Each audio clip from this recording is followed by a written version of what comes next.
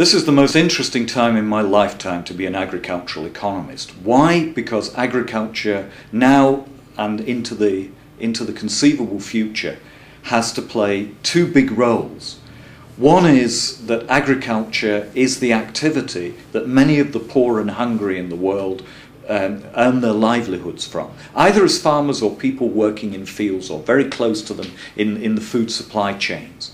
We need to find forms of agricultural and rural development that improve people's incomes, improve people's livelihoods, create additional jobs, reduce poverty, reduce hunger. Now that's an old agenda that will still be there for a few decades into the future. But at the same time, we have to lead agriculture through some important transitions.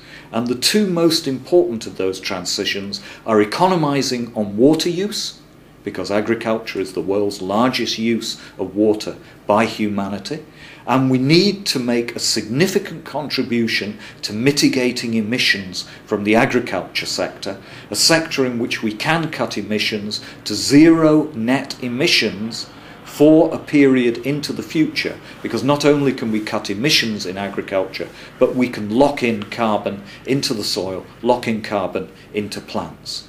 So those are our two big challenges. ODI is in a good position to contribute to that because we can take the evidence that we see being produced by other scientists, both natural and social scientists, bring that evidence together, assess it, and see what policy options there are and how we can bring about those kinds of policy changes. Present menus of options for decision makers on how to get that agricultural growth and the agricultural transitions we will need in the coming decades.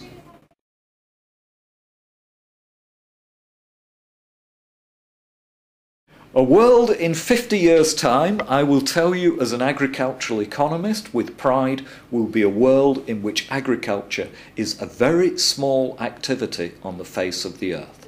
That people are largely living in cities, are living on much higher incomes, and a small proportion of the world's population are in the fields, sustainably producing the food and agricultural raw materials that the rest of the world needs. Agriculture will go through a transformation, but a successful agriculture, paradoxically, will mean a less important agriculture. It won't be a smaller agriculture, but compared to other things humans do, it will be a much smaller, a much less important sector of activity. So when agriculture, when hunger are things in history books that are not on the front pages or the inside pages of the press, that will be the moment that we will know we have been successful.